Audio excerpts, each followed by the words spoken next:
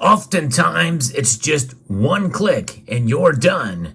Your silver is ordered and it's on its way.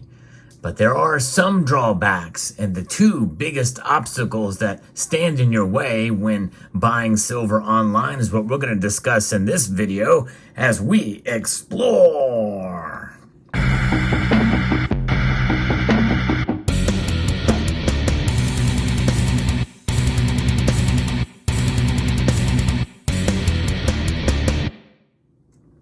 Buying online is not always the best option, by the way, when you're buying silver. That's a little bonus. Going to throw that in there as well, too. And a lot of it has to do with some of the silver that you see before you here. I'll talk about that later. But let's talk about two of the biggest drawbacks about buying silver online. And number one is shipping cost. If you have a limited budget, and you can't meet that minimum order threshold, which is about $200 for most bullion dealers, well, then you have to pay shipping costs, which completely destroys your dollar cost average. And that's not an easy thing to swallow, especially if you are on a limited budget and you want to try to get the most bang for your buck. That's right, because that's really what it boils down to is this, the almighty dollar. You know, it's how much of these we have in order to transfer, our wealth from one form of money to another form of money. Essentially, unsound money, which is what the dollar is, because it's losing value at a rate over 3%, at least as of the recording of this video, per year, down to a sound form of money, which is silver. Now, we know that buying silver comes in various different forms, as you can see here. Some of them are, just regular bullion pieces that have a fairly low premium, or at least a manageable premium. And that's for coins like this. Usually the Britannia is an example of a silver coin that you can get relatively inexpensively above spot price, for the most part. Now, obviously, there are exceptions. If you want to try to find silver at the cheapest price possible, the best way to go is to get privately issued or generic, if they're unnamed, silver bars or rounds. You get that kind of stuff, you're going to pay the cheapest amount possible above spot price. And that's really what it's about for a lot of folks, is trying to get the best bargain for the cheapest cost. And so when you're doing that and you have to pay shipping, especially if you're on a limited budget, it's a huge drawback, which is why having a local coin shop is quite beneficial. Because you don't have to worry about minimum orders. But for many people, that's not the case, which means that that is an obstacle. And I'm going to tell you how to avoid that obstacle here later on in the video as well too. But first, let's get to the second drawback, which is in many cases unavoidable anywhere you go, and that is taxes for buying silver online. Now, in Europe, especially if you're buying online, for many silver products, it's 20%. That's the VAT, the value added tax. And it's unavoidable whether you go to a local shop or online. But you really get hit when you're buying online with it, and that makes it very much not a very good bargain, obviously, if you're trying to find silver cheap, because you have that price. It makes it very much cost prohibitive, almost not worth it to stack. When you can't recover that 20% that you buy for your silver. At least it's going to take quite a long time in order to get that return for the 20% plus premiums on it. But here in the United States, there are a growing number of states that are actually doing away with taxation on precious metals. But many states still have it, or they have a threshold that is $1,000 or $1,500, or maybe even more, before you can get any tax savings. And that is very difficult. You have to be ultra disciplined to save up $1,000 to buy silver, and which means that could really destroy your dollar cost average if you're buying when the price is up. A part of dollar cost averaging, that concept and that theory is that you buy so much at a time based off of a given budget.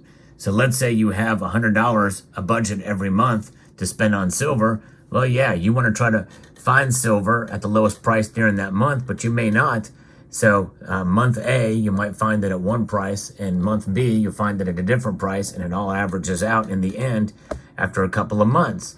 Having to save up $1,000 and it takes you 10 months to do that, well, you've got to buy either then or just wait it out until you see the market turning in your direction. And by then, premiums might be so high because there may be, a shortage of silver product in stock it's kind of a catch-22 type of situation.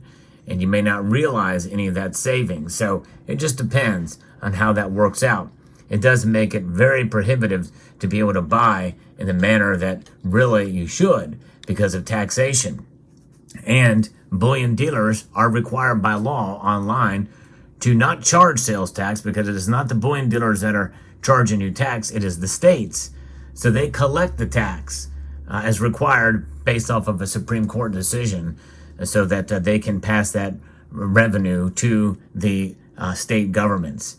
Now, something that's unavoidable, however, at local coin shops, many times they will just calculate the cost of shipping in with the product that you're buying.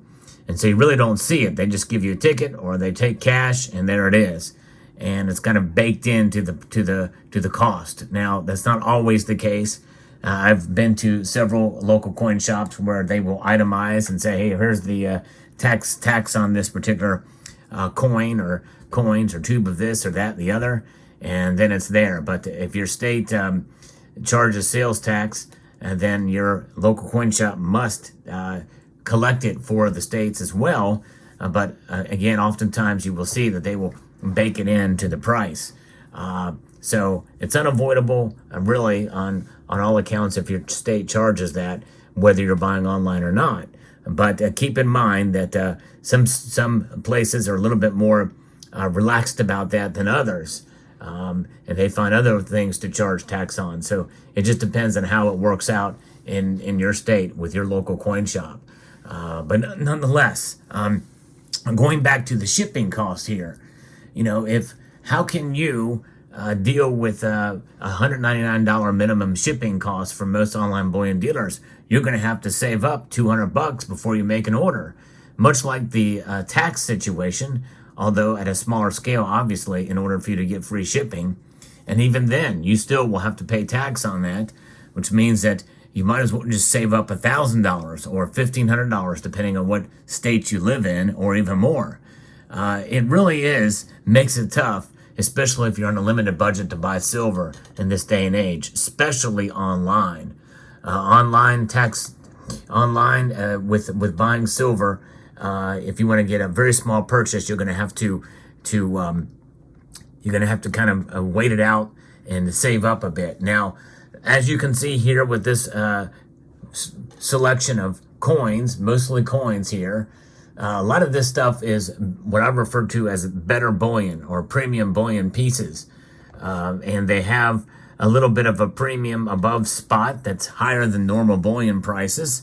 And these are the kinds of things that buying online, you're going to pay pretty much the maximum amount because they're kind of taking a look at the market for these things and seeing what they are. And they're charging you for these higher premium pieces.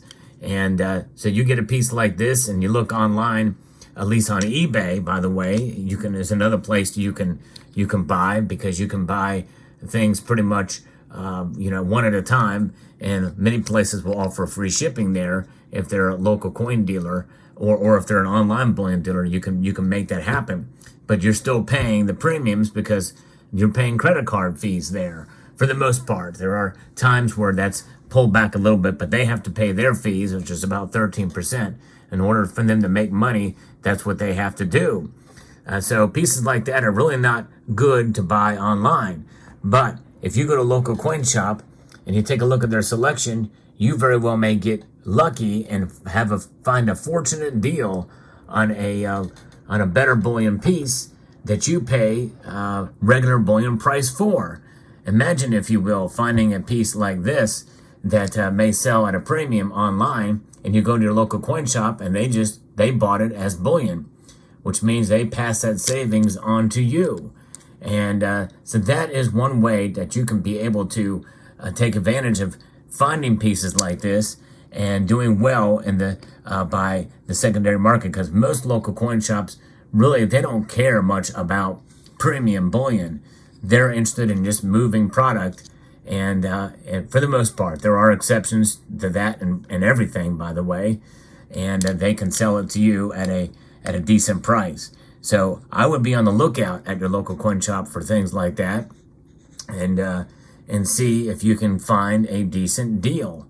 And that's really the bottom line, is to watch out, look out for your local coin shop, see what they have to offer, and take advantage if there's any deals there. If you have the luxury of having a local coin shop in your area, you may have to drive a distance to find one. But I'm very curious. Some of you seeing this video, you're thinking there's not a local coin shop anywhere near me. And I'm curious to know, if that is the case, how far do you have to drive to get to a local coin shop? And I'm talking about folks to put in the comment section down below if they're over 50 miles away. Let me know. I'm very curious to see how many of you don't have a local coin shop less than 50 miles from your place. And even 25 miles is a long way for some.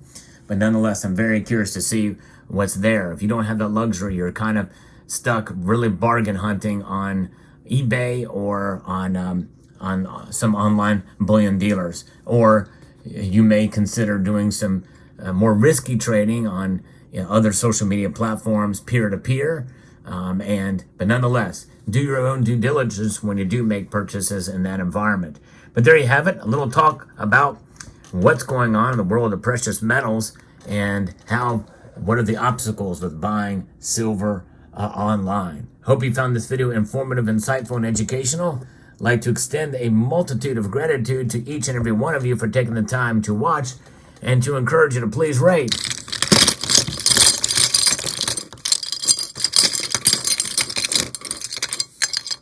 and that's it.